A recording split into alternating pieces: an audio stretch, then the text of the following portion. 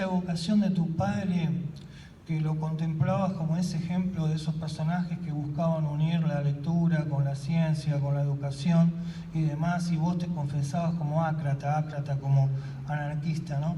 Obviamente que sabemos que eso es una utopía, digamos, es algo... Sin embargo, vos tenés un heterónimo, jugando con Pessoa, ustedes saben, se creó otro personaje, para decir las cosas que por ahí no se atreve a decir directamente, quizás... Uno más. O uno más, bueno... Serna, ¿verdad? Y él expresa más vivamente sus ideas políticas y también lo que parece que es un escepticismo visceral. Y ese escepticismo también involucra una desconfianza total respecto a alguna posibilidad de revivir cierta forma de anarquismo, pero no la idea ilusa de un Estado sin gobierno, sino el anarquismo donde uno trata de ser su propio gobierno, ser el que se gobierna a sí mismo, ser un anarquista para uno mismo, no ser dirigido por otro. Un poco ese ideal anarquista también ilustrado, ¿no? Gobernarse a uno mismo, ser el que piensa por cuenta propia. Ese tipo de anarquismo de gobernarse a uno mismo, ¿vos cómo creés que Serna lo pensaría? Mira, yo discuto mucho con Serna, disiento en la mayoría con la mayoría de sus afirmaciones. Me parece que es un utopista finalmente Serna, es alguien que cree en algunas cuestiones inviables y esta es una de ellas. Yo no comparto esa idea. Para nada. ¿Y por qué no?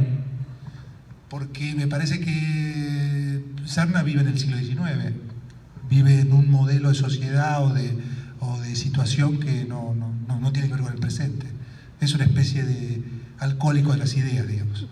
Sin embargo, el escepticismo creo que es una actitud posible para nada obsoleta, porque el escepticismo a veces... El escepticismo puede ser quizás consecuencia de una incapacidad para creer, es una primera posibilidad, ¿no?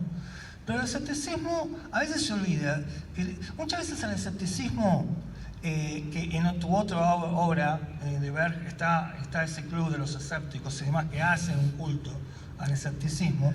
A veces el escepticismo se lo ve muchas veces como una filosofía, como una toma de posesión última que hay que defender. Y a veces se olvida que el escepticismo en realidad es un método, es una actitud, porque justamente escéptico viene de escépticos, que es acercarse a algo con cautela. Ser escéptico es no comprometerse con nada, no creer en nada, no afirmar en nada que antes yo no lo haya analizado.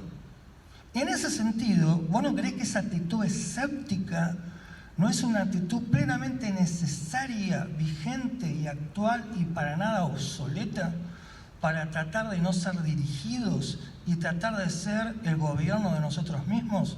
¿Eso cómo lo pensás? Sí, creo que compartiría esa idea. Sí, sin duda alguna. Ajá. Pero habla un poco más. Entonces voy a hablar yo también. Sí, me parece que sí. Y de alguna manera quizás podría pensar en cómo eso puede intervenir en la escritura de un libro, ¿no? Porque en realidad si uno escribe algo y lo somete a este método que acabas de describir muy bien, me parece que ahí es donde empieza este trabajo con la economía que yo mencionaba hace un momento. Esta idea de administrar no solo las ideas, que es quizás más fácil administrar, sino sobre todo cómo construís un relato para que la emoción aparezca en un determinado momento, ¿no? De la misma manera que cuando uno trata de rodar una película o hace el rodaje de una escena, ¿no? O planea un guión, digamos, en el cine. Claramente los personajes no pueden precipitarse en la emoción si la película está recién empezando, o en todo caso si hay una emoción al comienzo habría que ver qué pasa después, porque la película recién empieza. Entonces, en el teatro se puede ver claramente esto que decimos, ¿no? Que digo yo en este momento. Y eso, digamos, el escepticismo usado o visto como un sistema o como una posibilidad metódica de organizar la construcción de la trama, me parece que puede funcionar muy bien. Aunque, ¿sabes qué? Si al volver a hablar del tema de cómo construirse el texto y demás, que es un tema que había surgido casi al comienzo, ¿no? Y poniéndolo en relación con el tema del cine, que es tu otra actividad, porque cuando vos decías, bueno, el artista, en tu caso, pensaste conscientemente en producir la emoción, y yo creo que en parte la emoción en tu texto se consigue y en otros textos, por una estrategia parecida que me parece, a ver qué pensás vos, que puede ser consciente o inconsciente, que es un lenguaje fuertemente visual, que pone en conexión al texto y su fluidez con el propio lenguaje cinematográfico. Uno, por ejemplo, piensa en Cortázar. Vieron que la lectura de Cortázar es como que fluye, suena como musical, y en realidad Cortázar apela mucho a las imágenes. Y en realidad, en tu texto también hay muchas imágenes y hay un tipo de escritura que busca fluir, como fluyen las imágenes de la vida, de la cual el cine se alimenta. Entonces, la construcción de la emoción no tendrá un punto en el cual la literatura y el cine se encuentran y comparten un mismo lenguaje. Emocionan porque nos devuelven a las imágenes que nos ligan, con el efecto del rostro de la madre, con el efecto del cielo, con el efecto del río que nos lleva a pensar en los recuerdos que se van. ¿No crees que hay esa conexión entre la imagen, ya sea del cine y de la literatura, en tu novela y como una idea estética, una forma de concebir la literatura también? Si yo recupero en este momento algunos comentarios de lectores que han accedido a este libro y que han podido leerlo, podría decir que efectivamente esas personas me han dicho que mi escritura trabaja con la escritura de imágenes e incluso algunos un poco más atrevidos han usado la palabra cinematográfica directamente, han dicho que la escritura es cinematográfica. Es curiosa esa apelación o esa forma de designar, ya que la sola afirmación que dice que una escritura es cinematográfica está suponiendo que tiene muy claro qué es el cine, ¿no? ¿Qué es el cine? O sea, cómo trabaja el cine.